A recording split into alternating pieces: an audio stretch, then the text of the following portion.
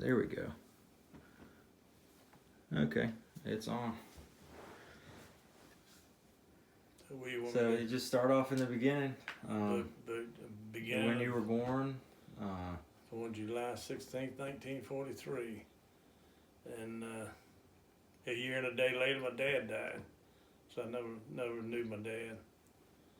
And I was raised by women. I mean, I had nothing but I had, of course, my mother, and she had her sister, Caddy, who lived there with us. And then Mary Ann and Peggy, and all of our animals, I think, were female too. So that's what happened. And then I went to St. Patrick. Well, I went to Chimborazo in kindergarten. That was a public school, and it was right there in Churchill. And went from there to St. Patrick's. Went there for about a half a year, and Nanny moved over to Florida Avenue to get out of Churchill. So then I went to St. Benedict's until 8th grade. Then from there to Benedictine for 4 years, and then I really couldn't afford to go to college. So I said, "Well, I'm going to go in service," because I couldn't get a job because nobody would hire you unless you had your service behind you, because they were scared you'd be drafted, because the draft was big back then. So I just went on in service I was on active duty for 2 years. I started at Fort Knox and then ended up at Aberdeen Proving Ground. And then my next 2 years, I was still in service for reserve duty. And every summer you had to go off to camp for a week or 2 weeks, and that was the craziest thing. What a government waste I've ever seen in my life. All we did was hide the whole time. That's basically what we did. What did you do when you worked at Aberdeen? At Aberdeen, I really lucked out there. I got somebody knew that I could type. I forget who it was, and when I went to Aberdeen, somebody asked me, they said, "It says here you know how to type." I said, "Yeah, I type."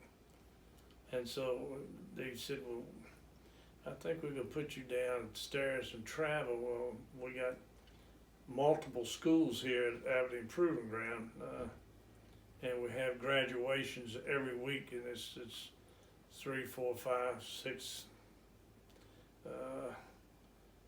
bunch of them, usually probably as many as 20 people each week graduate, and we have to make schedules for them and find out the next place that they're going to serve, and then you got to arrange transportation for them. It was a great job, it really was. I worked for a female civilian who just really loved me to death, and she would invite Helen and I over to her house and feed us all the time. And in fact, that's where I met Helen when I was in that job. Because I remember she said something about she brought him in and you shipped him out or something like that. Yeah. Mm-hmm. And then do you remember meeting her for the first time? Yeah, I think I do. I had a picture of my girlfriend, my old girlfriend, on my desk under the top, and she saw that, and she said, "Who is that?" I said, "That's my girlfriend." She said, "She's pretty." I said, "Yeah, she's very pretty." And then I could tell from there that she was sort of interested in that. Mm-hmm. And then we used to go to we being all the military guys that were not officers, we used to go to the what they used to call it, wasn't I forget what club it was. It was a enlisted man's club, that's what they called it. And so we didn't go to the officers club. But I snuck in there a couple of times and nobody said anything to me, and I just wanted to see what it was like. Had a couple drinks in there and left, so I didn't want to get stuck up with that. And then Helen, I think she was working to get hold of me too, I believe, and as much as I would wanted to go out with her. And so, she made sure she was at the, she asked somebody what would I do normally on weekends, and he said most of the time he goes to the club and hangs out. And God, you could go in there, and if you had, let's see, they would have special nights, and where you could get mixed drinks, all that kind of stuff, for like 25 cents a drink. That's no kidding, 25 cents a drink. And I didn't really like liquor too much, but I liked beer. And beer was a nickel a glass. And we would drink beer after beer after beer. And right before they closed, they'd tell you that they wouldn't be able to sell that nickel anymore. It'd be, I think it was 15 or 20 cents, but we'd get $1 worth, so get 20 of them, sit them right in front of you, sit there and drink them until they were gone. And then, so I started dating Helen, and we did a lot of things together, and she was working there at upstairs, and I was working downstairs, and I'd got to a point where she invited me over to her house, and I met her parents and all of her brothers and sisters, and it seemed like every Sunday thereafter I was over there at her house eating, and that was after I'd had lunch at on Fort, and I'd go over there and eat again. So, but and then as time went on, we just dated, and then it was time for me to get off active duty. And that was that would have been in October of let's see, I was 63, because I had 2 years there. And So were you still living with Nanny at that time when you met? yes, Keith? I went back to living there, and she had not met Helen yet, and so I had an old car, an old '55 Ford that I bought up there. Oh, I thought I bought it in Richmond actually. And brought her home, and she seemed to like my mother, and my mother seemed to like her, and the sisters and all that kind of stuff, and then going back to Aberdeen, I was on top of the Potomac River Bridge, and I dropped my transmission right on top of the damn bridge. So I just floated right on down on the bridge, and there was a service station on the right, so I pulled in there best I could. And he let me keep it there, and he said, well, just keep it here whenever you can find a transmission for it, and we'll hold it for you. We're not going to do nothing with it. And sure enough, they did. They held it for us. But it was funny that night. I said, how the hell am I going to get back now? I said, there's a bus place right up the road here. And the guy was standing there talking to us, and he said, well, I can take you up there. And I don't think she felt too comfortable being with that guy, so when we got up there, I said, okay, this is good. You can drop me off here. And I think it was $5 or something to get back to Aberdeen. So I bought a couple of tickets and went back to Aberdeen, and we just kept on doing the same old thing, until I got her to service. And then when she got her, I know when I was, we were planning on getting married I forget what time of year. But we got married was it January?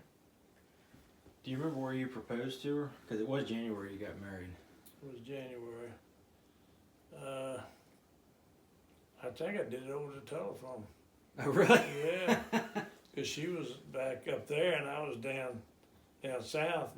Okay. And it was hard getting used to be living with my mother again.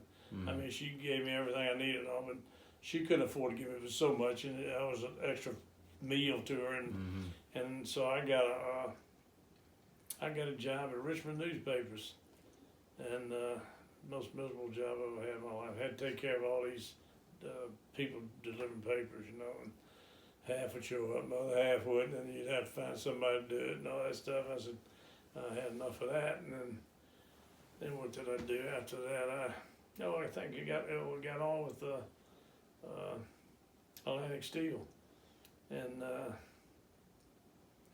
I worked there, I guess, a couple of years. That's where I met Rodney. He was the guy in charge over there of the back, the warehouse, and that's where I worked.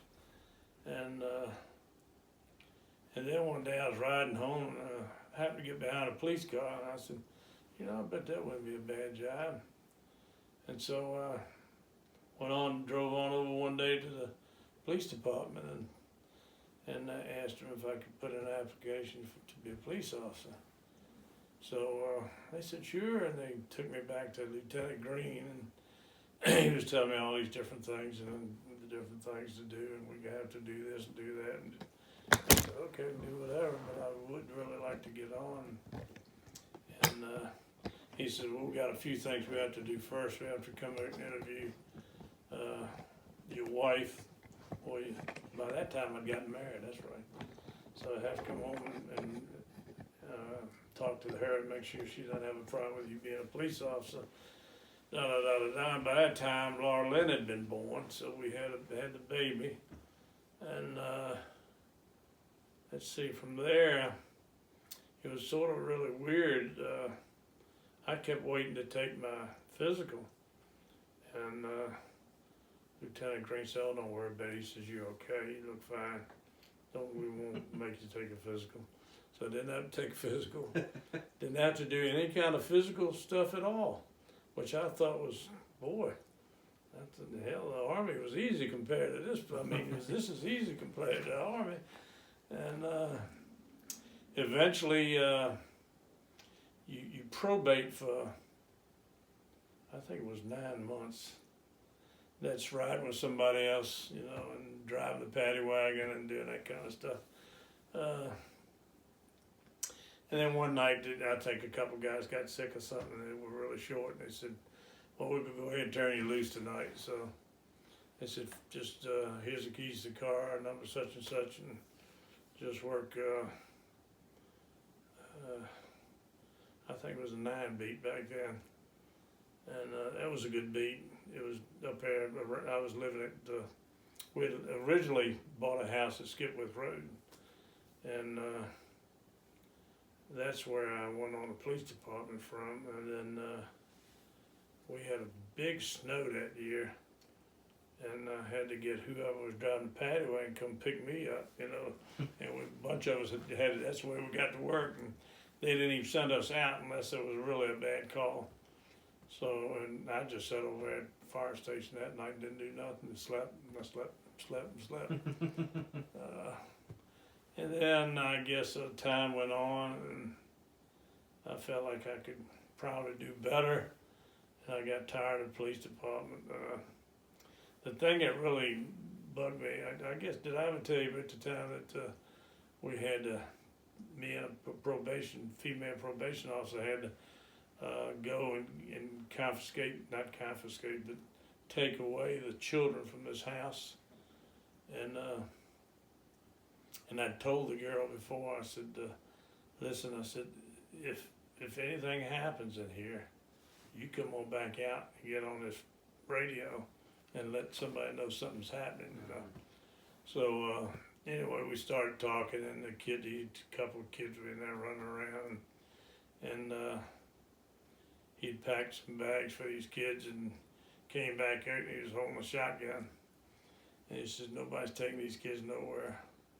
I said, somebody is. I said, you can shoot me, you can shoot the next 10 that come in here, but somebody's gonna take these kids away. I said, and one kid kept hollering, it's not loaded.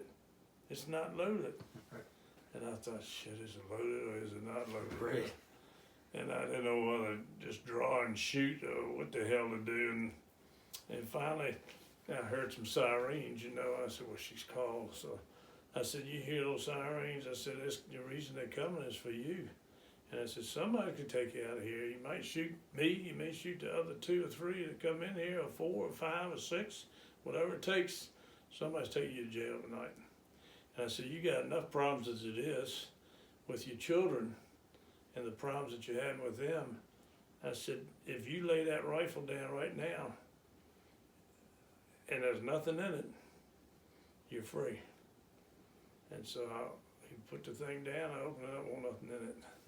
So, but the chief chewed my ass out for that. That was Hedrick, right? Hedrick, yeah. He said, you could charge him. I said, no, sir, I'm not. I said, if I charge him and he did, and the same thing happens to somebody else, and that person tries to do the same thing I did, they could blow him away. And it's not right. I said, I told him what I would do if he does something, and he did do it, and I got it a lie. And he said, well, you're wrong. I said, well, I'm sorry, Chief, but that's what I'm sticking to. So I figured then and there, I'm on Schitt's Creek now, so I might as well look for another job. So that's when I went with Philip Morris. They were opening up a security department down there, and that's what I went in as a security guard. Okay. And then I ended up being in charge of it. Then I had, So just before we get into Philip Morris stuff, you were with Henrico for what, 7 years? 627, yeah. It's Okay. been, yeah, 6 But you worked with the first female officer there. Yeah, right? yeah, Liz Matthews. She was the first, not only the first female, but the first college graduate they had. Oh, really? Yeah, she had she was really a good police officer. She really was. I went on several calls with her, and she never backed down. If it was a fight going on, she jumped right on in there in the middle of it, and would fight her way out of there. And she was a good lady. And then they started having a lot of rooftop burglaries going on in the county. So they put her and I together, and we were in plain clothes. They wanted us in plain clothes, didn't want us in a police car, put us in a private car. And we'd sit, they had a big, somebody got a word that this particular grocery store was could be broken into that night. And we sat there, shoulder to shoulder like lovers, sitting there. Never tried to do anything with her.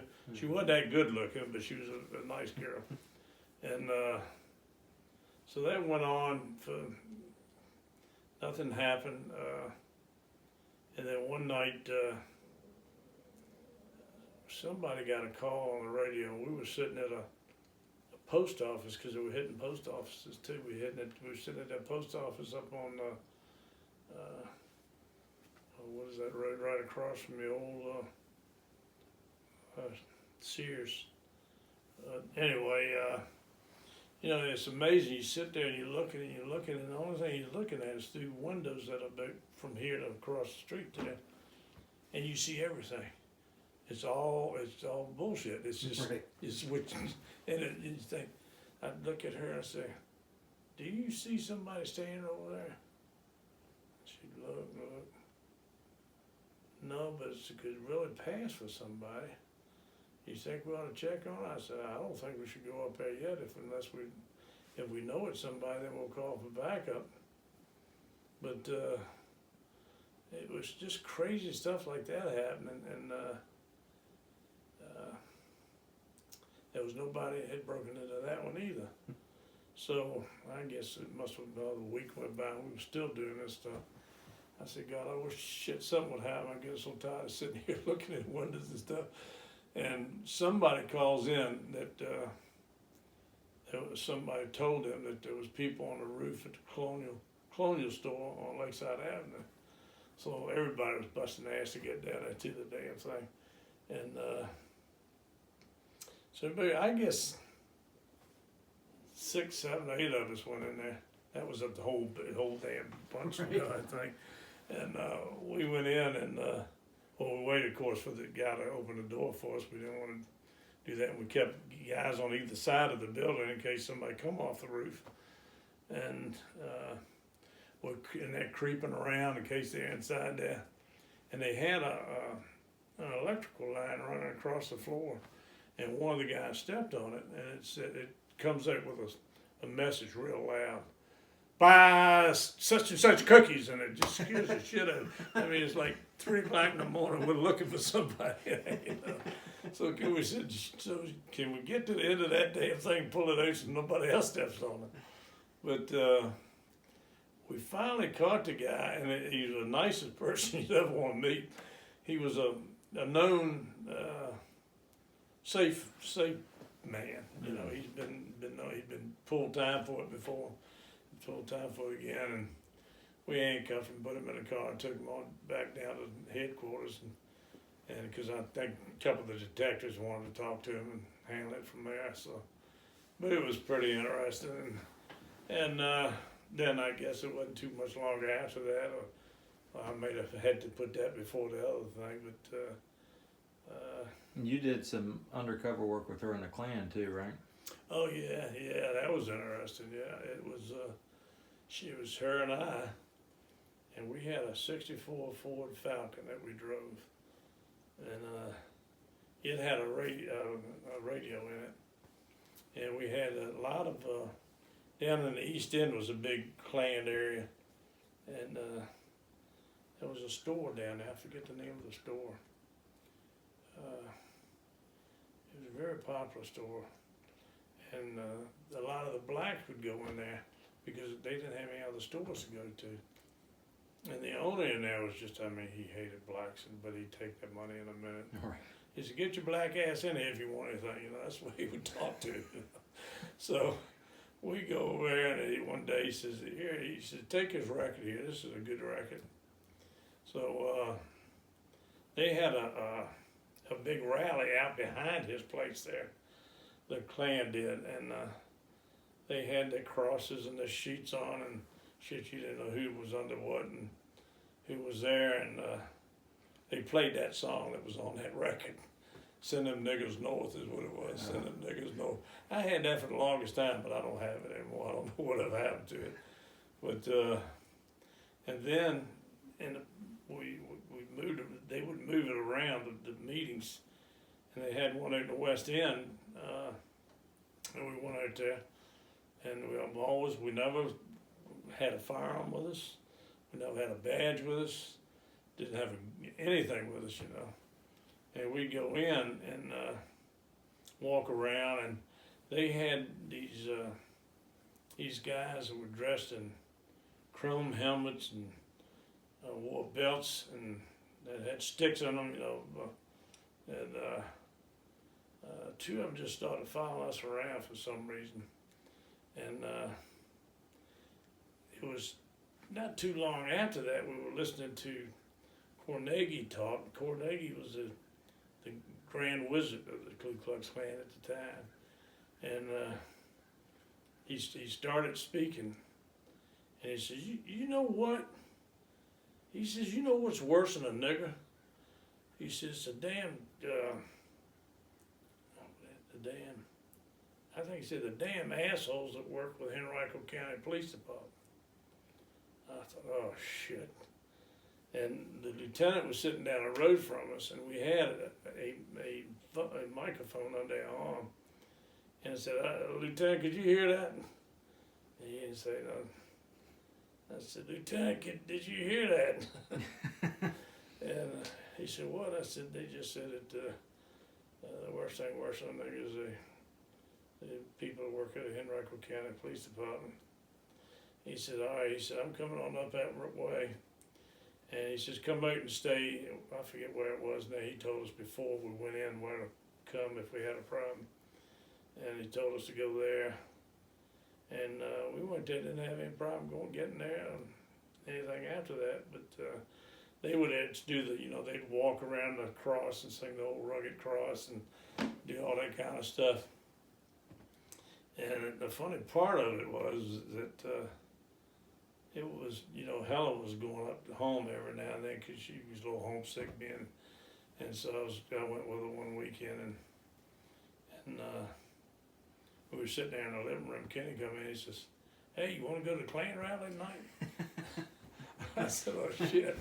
Because what we did also was when we walked the parking lot, we recited the license numbers because they wanted to see who would keep coming back. So I said, yeah, I'll go. I'd like to go to that. And knowing that they wouldn't have my license tag down there if anybody was doing the same thing. So I just went with him. It was very similar to what went on in Richmond. And except for they were really into it. I mean, and supposedly there's no blacks that ever lived in Rising Sun. And if you ever tried to, I think it's God help you, boy. You know, you're not come out of it alive. So. Right. But it was pretty funny. And then we'd stay at Pauline's a lot, and I'd stay overnight a lot. And I know one Halloween they lived right in the center of town, and they had a room above. It was at a service station, but they had a room above that service station.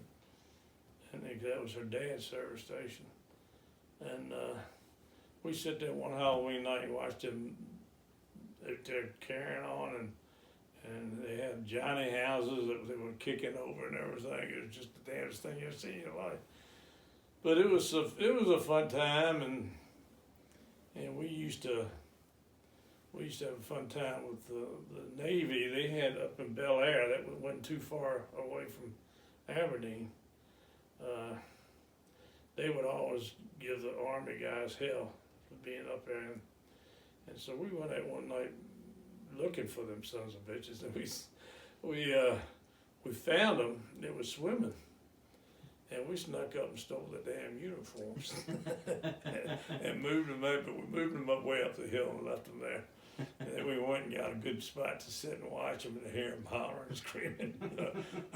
Damn it, I know we have them in here somewhere. And then the sons of bitches who stole this, kill the bastards, you know. But we used to do some silly stuff. Helen wasn't with us when we did that, but that was just a bunch of us was having a good time. But speaking of Helen, though, I seen her in a fight at a bar. Really? Did she ever say anything about that? I don't think so. We were still dating, dating pretty heavy, and evidently as this girl said something to her, and I was over there talking to somebody sitting down. Before I knew it, she was up there just wailing, and this girl was just swinging back at us. Holy shit. I said, God. So I got up there and pulled her away, and somebody pulled the other girl away. But it was right in the middle of the damn place. I said, there she was. Well, that's funny. You wouldn't think of her doing something No, like that. not at all. They must have really said something to get her going. I don't know what she said, but they said something. I'll tell you the truth. Yeah. But it was funny. It was, I know, another night we went in. I think Lowe and Pauline were with us, and we walked in a door to the tavern, and Helen had a pretty well-to-do. You could see her breast pretty good, you know. This thing, and this guy said something. I said, "You know, stick a hand on him." And he said something, mumbled something, and I just kept on going. So I didn't get in a fight there anyway. So anyway, but it's funny how you had things happen. I mean, just. Well, I think I do remember her telling me the story about how you got in trouble one night. I guess y'all had gone to the bar and you got pretty plastered, and you were on base somewhere and you said a cuss word or something she didn't like, and she went to kick you out of the car. I did what? I did. I think you dropped the F-bomb around her and she kicked you out of the car. Oh yeah, that could have very well been. That could have. Well, I think she threw you out and then she took you back in because she didn't want one of the MPs to come around and pick you up. Yeah, we used to hate them damn MPs. It just, they were. We used to, when we had a football team, it was what do you call it, where you have to pull the rag off the side. And, you know, you don't tackle. You got to get the rag. You pull the rag. He's down. And they had about, I guess we had about 6 or 7 different teams of guys from different companies, and. We wanted to beat them damn bastards so bad, and we did. And it was just, and then they were always stopping us. I mean, always stopping us, trying to find something, walking around the car, kicking your tires, doing all kinds of shit. You know? Yeah, it was funny. Yeah, it was funny. I tell you, those years went by pretty fast. I enjoyed them a lot. The guys at the time I was in service and all. I thought for sure I'd be going to Vietnam, but I never did. And I'm just lucky there. As lucky as I could be. I had friends that went and came back, and had friends that went and didn't come back. So, in fact, one of the guys that I don't know whether Helen dated him or not, but John, what was John's last name? God, he lost a leg over there. He was in the Marine Corps, but he was one of the nicest people. And I really liked him. We, you know, I guess in fact it wasn't too long ago. I'm trying to think, when we got Chloe, his wife was keeping Chloe for some reason or another. And we talked and had a long talk and stayed and talked with him.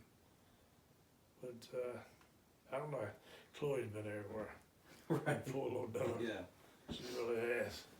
Been everywhere. I know I kind of got you off on a tangent about Henrico, but you were just getting to where you went to Philip Morris the first time, right? Yes, that was my first time. So Yeah. you went right from Henrico to Philip Morris? No, let me see how I did. I went from.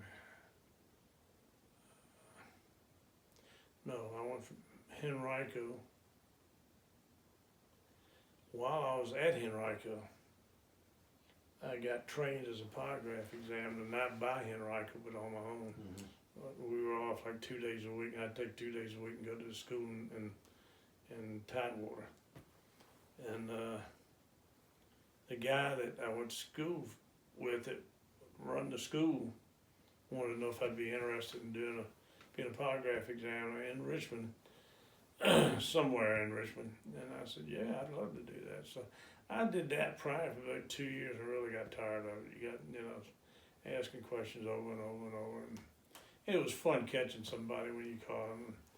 And it was the best one I had was that a bank called me in, and they'd had some money missing, and they felt like it was one of the employees that took it, not somebody else that had come in and stolen it. And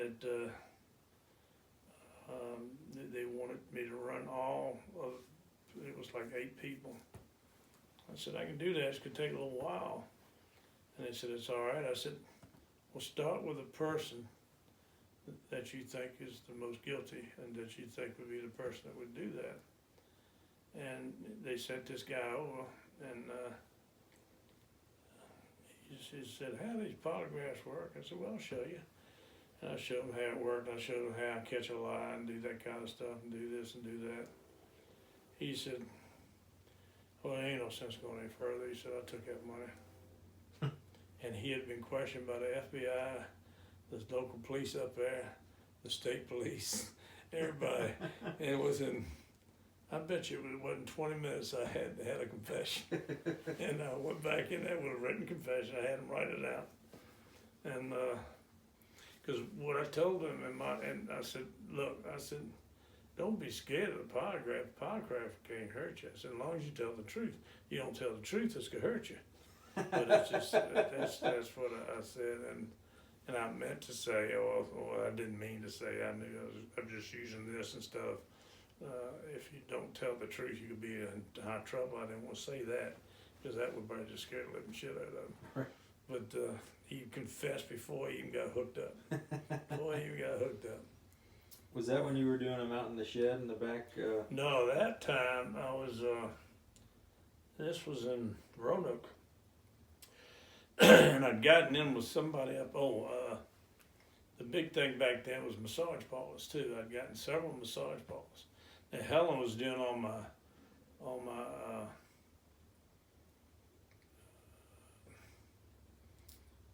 what do you call it when you examine somebody, and she'd write it all up for me so I could send it to the people. Okay. Yeah, she'd have to read my stuff and do it. But she'd ask me, she said, these girls tell you that kind of stuff? I said, yeah. I said, you wouldn't believe it. And many offers I've had. And I had, because they knew they were going to be wrong, and they just didn't want to take it for nothing in the world. And I'm sure I probably missed 1 or 2 or 3, somehow or another. But and then I got tired of that. It was just one thing after another. And then I went back to Philip Morris. And it was the same guy, head of the security at the time that was there when I was hired. Old Joe Tarantino, he was a retired colonel from the Army. And it wasn't too long after that, he left for some reason. and Dan Lynch came in, and we hit it off great, and he really liked me and just kept promoting me. I went from just being a security guard to from security guard to the I had a shift, like a day. It was a midnight shift, and then I worked that for I guess a couple of years, and they promoted me to operations supervisor. And then, but at that time, Danny was leaving because he wanted to go back to Louisville, and he put me in for supervisor of the security department, and I thought, oh shit, I'll never get that, because I had a retired police lieutenant from Richmond, and I had, in fact, what's the guy's name? Big guy at Richmond. Oh, he was in charge of it at Hanover too. When he left Richmond, he went to Cook. Stuart Cook applied for it, and he didn't get it, and I thought for sure he'd get it. Mm-hmm. And I knew Stuart, and Stuart knew me. And I told him, I said, well, I can still use your help whenever you, well, he said, I'll be glad to give you my help. So took it good. So But then, you kind of helped your way getting that job before, because wasn't there a hurricane or something, or a flood downtown? yes, it was. It was a flood. This was when I was at Philip Morris. It was a flood at Dock Street. And I mean, it was a flood. It was just, it was up to the windows on the first floor up above there. And we had a couple of boats and paddles that we would go down and check what was going on. And we couldn't get the trucks out because they were blocking it. And I said, I think we get them trucks out. I said, I'm going to run down to the police precinct and get a hold of the chief and see if I can't work out something with him. So I went down there. I didn't tell my boss nothing what I was doing. And I wasn't the manager at this time. I was just filling in. And so I told him, I said, look, I said, it looks like it could be a while before we get all this stuff straight down here. But we got a way that we can get the trucks out if you work with me. I said, we got another corner up here that you can put anybody you want to down there, all your police officers who are coming and going and doing this and that and the other. I said, we'll feed every one of them, and we'll take care of them, and when they're ready to leave, they can leave, as long as we get them trucks out. He said, how soon you want to start? I said, it's an hour or two soon. He said, how about a couple hours? I said, okay, that's good. I said, I'll give you a call back. So I went back and told the guy who I knew would end up being my boss if I got manager. And I think that was what got me manager, was whether, I got those trucks there for him. So. You beat out Stuart Cook. Yeah, and that was fun. That was fun. Because Stuart would come down there quite often, and I thought, I know what he's up to. But he never went with I don't think he ever went with a private agency. He always stayed with the police agencies. And he did a good job. They did a good job in Hanover. He pissed off a lot of people, but he made a lot of other people happy. So, right. So, yeah, that was funny. That was funny. Yeah, it looks like it's getting dark over there again. I tell you, it just won't let up around here. But yeah, I don't know what else. And then let me see. I don't think I did much else or anything after So that. you worked as manager for Philip Morris up until '98, right? Yeah, that's when I And retired. Guy had worked too, pretty much that whole time as well, right? Who? Guy? Yes. Yeah, in fact, she worked for a little while after I'd left, but she liked working with Nina. She liked doing that legal stuff. Mm-hmm. In fact, she started going to school at J. Sergeant Reynolds for whatever as a professional position, where you can, how to write fast, and there's abbreviations that they use. Right. And she was doing real well with that, but then I think it's when she started getting that did Guillain-Barré syndrome, you Mhm. know. So that really was that made a big difference in her health for a long time until she died, I believe. I think she would have gotten through this pandemic if she hadn't had, you know, heart problems, diabetes, and all this other stuff. It was just too much going after her, you know. Mhm. So, yeah. And so y'all owned a pizza restaurant up here for a while Yeah, too, that's right. I did that while I was on the police department. Okay. Yeah, I did. Okay. Yeah, she Where did. was that in the town? It was right on the corner of, right across from the bank, right there at the railroad tracks by the school. They have a parking lot right there. Okay. And there was a little, I think, what is it now? It's a loan company or even part of a bank there now. Okay. That, How did y'all get into that? well, she knew,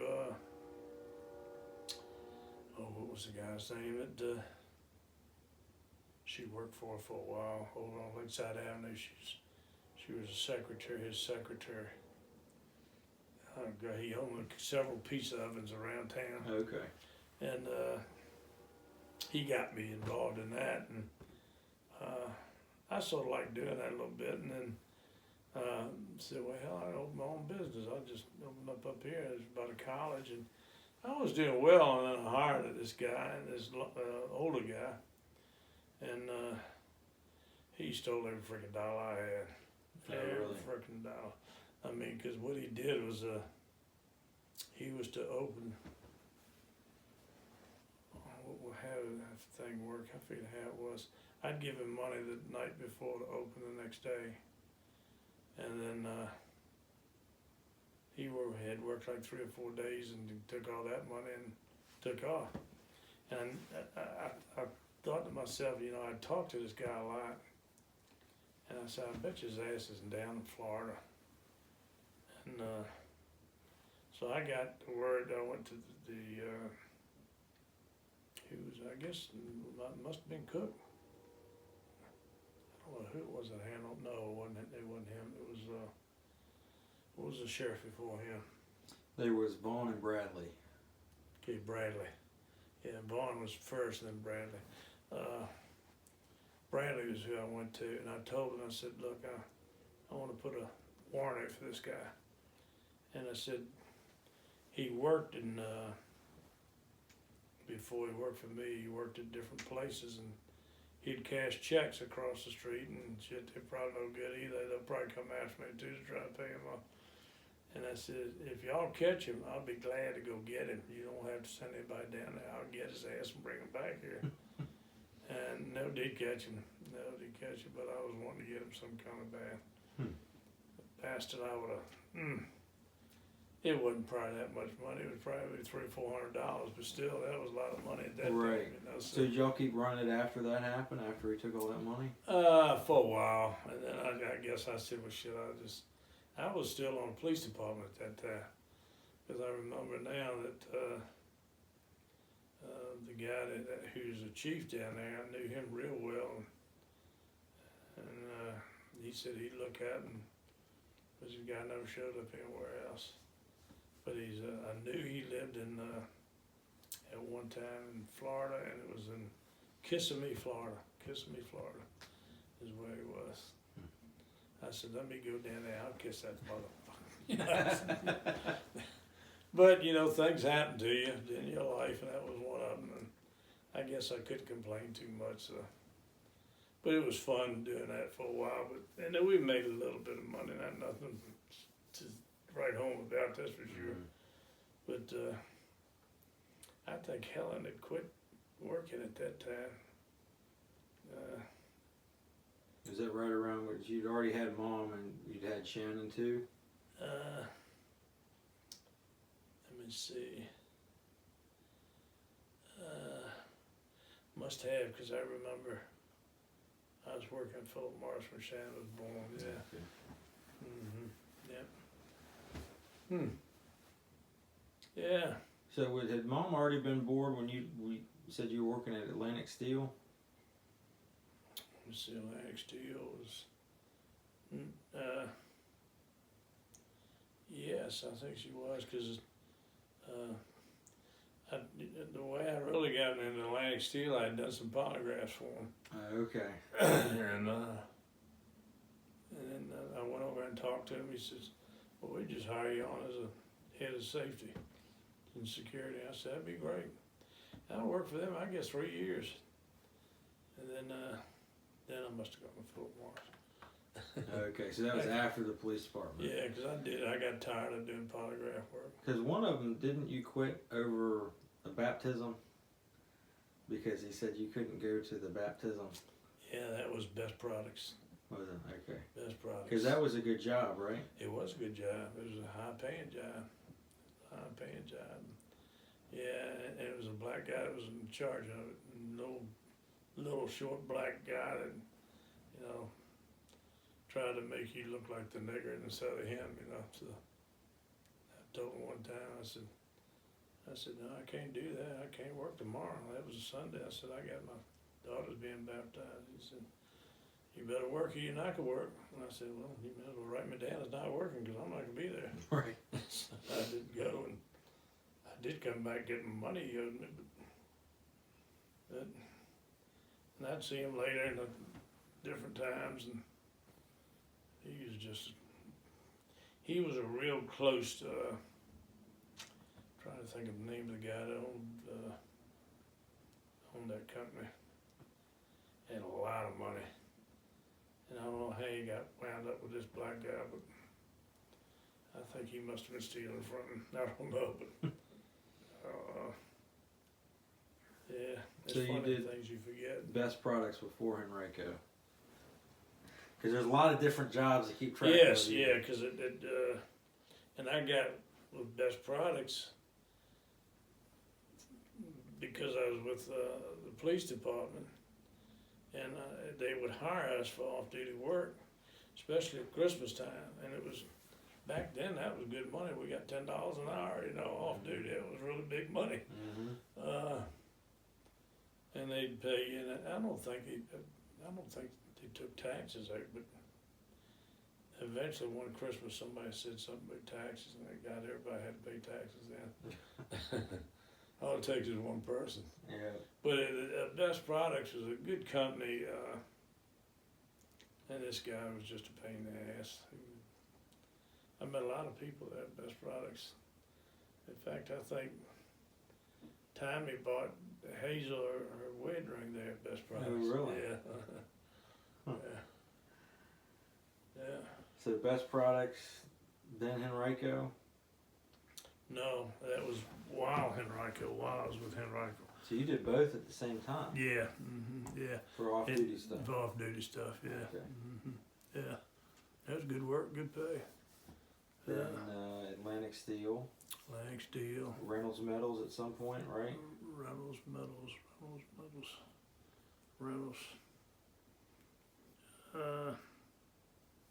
Yeah, I did. I don't know what I did with it on the Reynolds Metals. Because that was kind of earlier on too, right? Yeah. Yeah, I think, I was with Reynolds when I went on with the police department. That's Okay. what it was, yeah. That's exactly what it was. Yeah. And Yeah. then all the other stuff after that, and you had the tidy car. Oh, yeah, the Dottie car, yeah. Was that after Henrico? Yeah, that's after everything. Okay. And, cause I started on that by myself and just, did it, and it was a lot of work, but I mean, I had a garage over at the shopping, at the, what's a big place over there off of, over behind where, not Walmart, but, In Ashland? Sheets, you know where Sheets is, on Okay. Sliding Hill Yeah. Road? Mm-hmm. It was over in that shopping center over in there, Okay. and, Like over by the airport. yeah, and I had one of those, they had a row of, offices that had, an office in the front and in the back, you could work on a car or do anything like that, and that's what I did a lot of, Okay. yeah. You had a pretty big back surgery too, right? When you had tidy car, right? Yeah, I did, yeah, yep. Sure, and that was right about that time, no. Because I remember Guy talking about her kind of running tidy car while you were Yeah, out. she took care of it, yeah, she sure did. Scrubbed and did everything. So she actually went out there and did the. Yeah, she cleaned Okay. them up and waxed them and, Wow. yeah.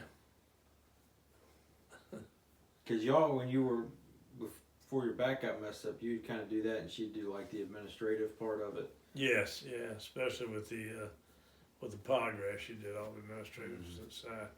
Cause I wanted her to see that I wasn't screwing with them women up there. I had some offers, but I said, it's not worth the money. Right. I need the money more than I need that, and I can go home and get that. But it's funny.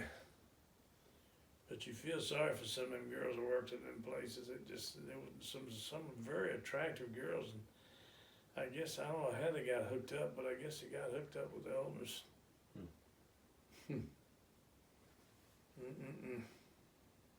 So Philip Morris up until '98. Do you remember when you bought the condo at Topsail? Because were you still working when you bought that? Yeah. I'm trying to think where I was working. Must have been Philip Morris, right? Because it Must have been, yeah.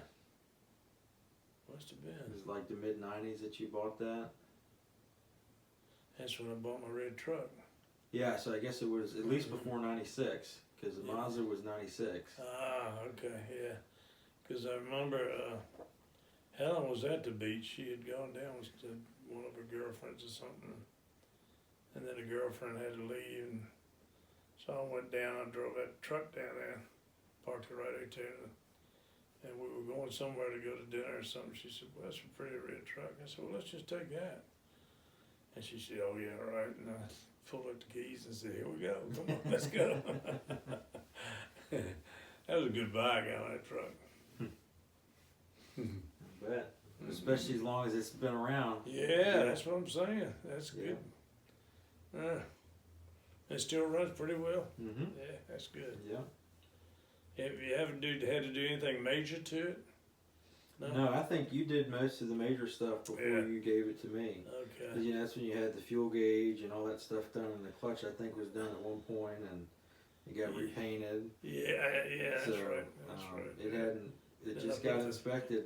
I put the thing on the back. And, Yeah. yeah. It was one little. I just had it inspected. One hanger for the fuel tank, I think, had rusted.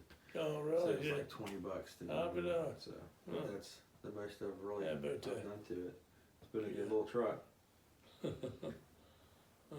And then you started working out at the ranch.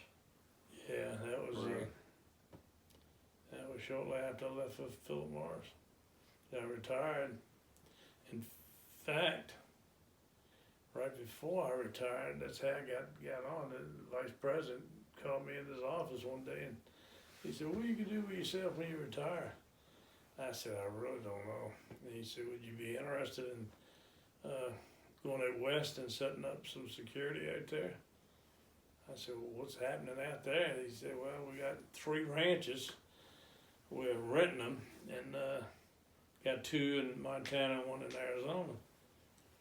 I said, no, I'd be right interested. And I said, how soon you want me to leave? He said, well, pretty soon. He says, I'm gonna need you from about, I got retired in June. He said, I think it was end of June to about the middle of October. I said, holy Christ. I said, my wife would divorce me if I do that.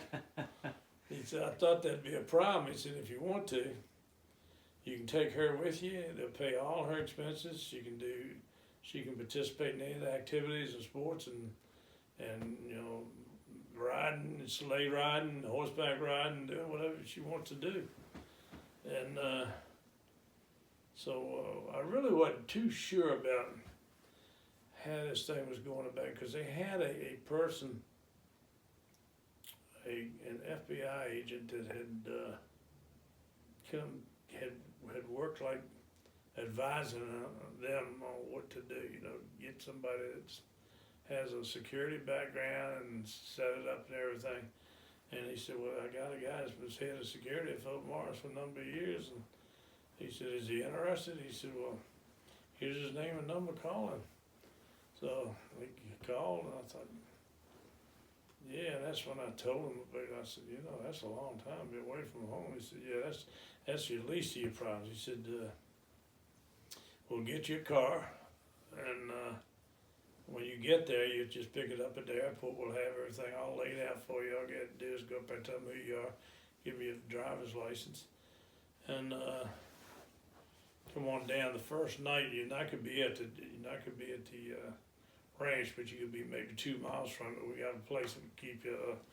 It's like a small, funky hotel. You know, it was just sitting there at the bottom of this big ass mountain.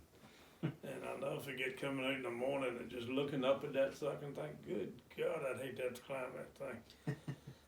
And I wasn't but a couple miles away, but then somebody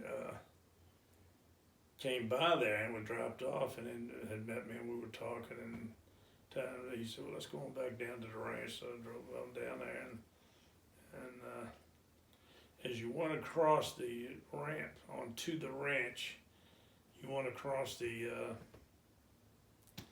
can't think of the name of the river now. Did you ever see the movie The River Runs Through It? It was filmed there. Okay. And it was, it's really a nice river, it's beautiful. And we were right on that river. And you could sit inside and hear the water running, and it was really nice. Helen really liked that shit. Only trouble was a little mouse would come out every now and then at night and sit there and start looking at her, you know? And she'd throw a book or something at it and chase it away. But yeah, you had to expect mice out there. But they didn't. Usually they did a pretty good job of keeping them away.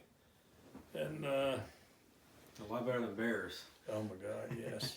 Yeah, we saw a few of them too. So, but it was good. It was a good, that was probably the best job I ever had in my life.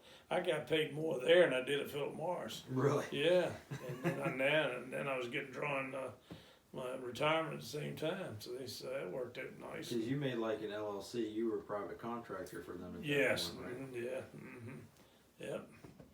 And then I ended up getting maybe three, maybe four guys with the FBI that had retired. And then they have a book of all their retirees, and they have, of course, they have friends all over the damn place. And these guys were calling in for me, and I'd talk to them and hire them, you know. And then we had ATF guys in there. That's alcohol, tobacco, and firearms. And then we had several police officers from different places, and we didn't have any women to begin with. We eventually got a couple, 2 or 3 women. They did good jobs, but it was a good gig. I mean, it really was. You didn't work hard at all. It just you just had to be there. If you work 8 till I think it was 2 or 3 or something like that, that we would bring in, we would hire an off-duty police officer to work the jail. And the reason we did that was because we didn't have arrest powers, and he did if we had a problem, you know, so he could arrest them and put them in that little jail that we had there. So, and did you ever see the picture of that big guy standing next to me?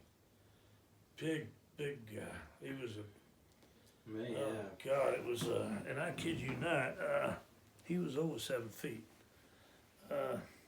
I stand next to him to touch his shoulder. I was like that. And he was the best thing that ever happened, because I got tired of being a supervisor, and I asked him, can I just work a saloon? Yeah, you can work a saloon. So I started working a saloon, and anytime I knew I was going to have problems, I'd go down there and get him to walk through there with me. and people would just stare at that guy. I said, "Where are you keeping him at?" "Right down the street. If I have a problem, he's coming up here and kick some ass."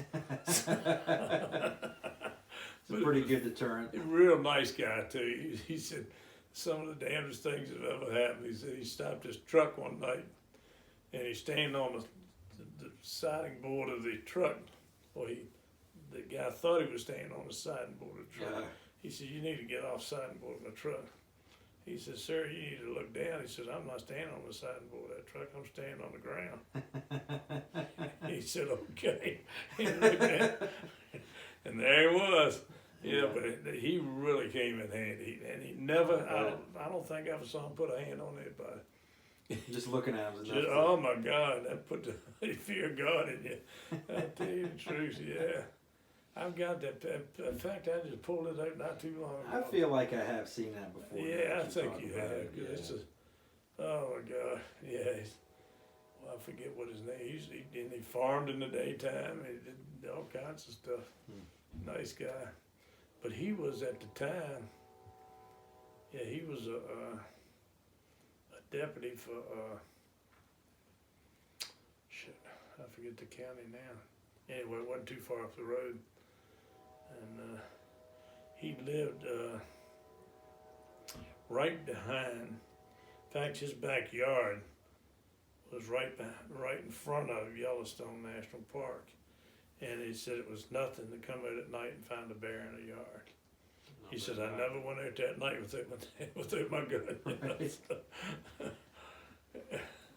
And I called him one night after I left over there, and I didn't know he would be there, but he answered the phone, and I had to talk to him and everything. I said, "You had any bear in your yard lately?" He said, "I had 3 in there last night."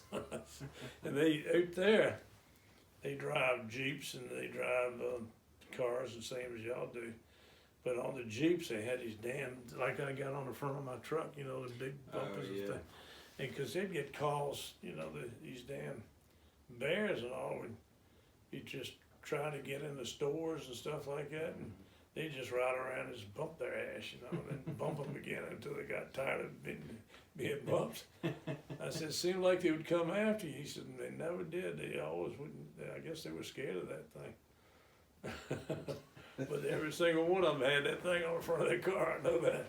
And then they had supposedly that thing up underneath where it scares off the deers and stuff, you know, because there's a lot of deer on the road out there at night. And a lot of wrecks out there at night. I bet. Yeah. Because a lot of them have been drinking and stuff, and going down the road and shit. That was something else. But you did that almost 15 years, didn't you? I did, right at 15 years. Right at 15. Because you stopped for a while and then you started again, and then you went over to work at the courthouse, right? Yeah, yeah. And I guess that's the last paying job I've ever had.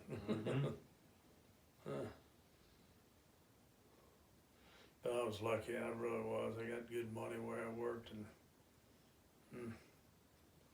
had a lot of good stories to tell about it, and a lot of good friends I met and still got them. I still talk to a couple of them every now and then. But now they're making a damn golf course out of it. No, that's a shame.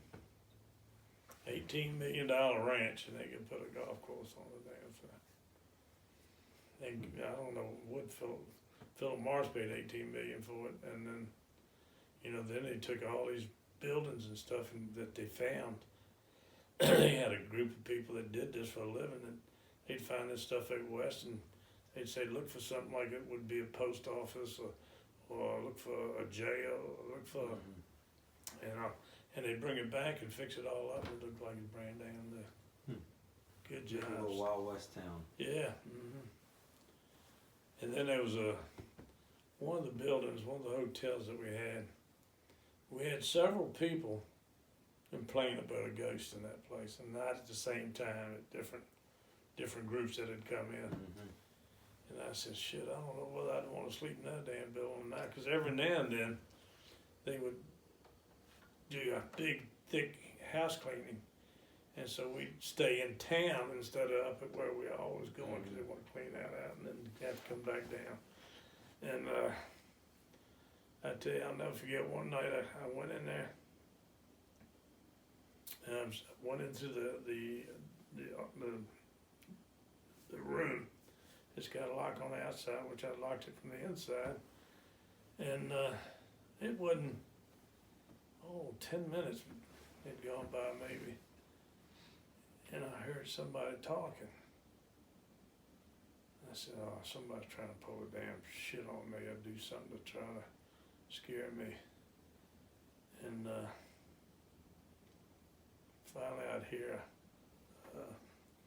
like something running down the door, you know, that I said, that's got to be somebody just screwing around with me.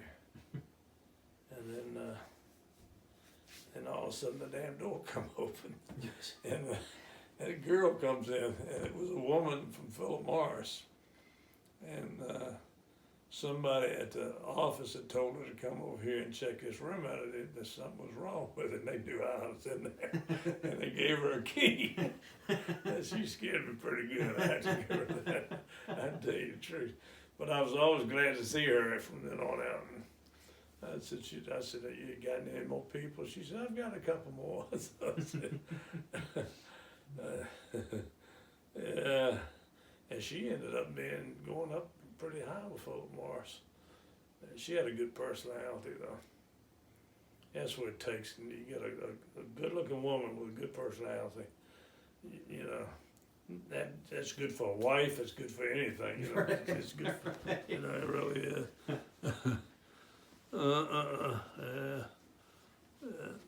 That was a fun. I think that was probably 15 years. And you know, I often wondered though. Helen really, you know, because I'd come home for 6 weeks and all of a sudden be gone for 2. And I can remember I was still doing that when we lived here at first. Because I remember coming in one night and she was sitting there just watching TV.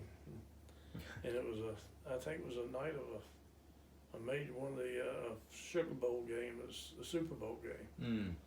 Yeah. But she wasn't ever crazy about this place. She wanted to be somewhere where she could get her children and all her grandchildren at the same time, you know.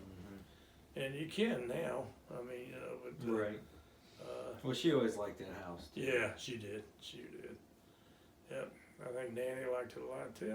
I sort of like the house, but a house is a house to me. It's not. You know, I think you got a real nice house. And Wally, I tell you, Wally's moving. So he's going right over here, right over the way there. Big move. Yeah, right around the corner.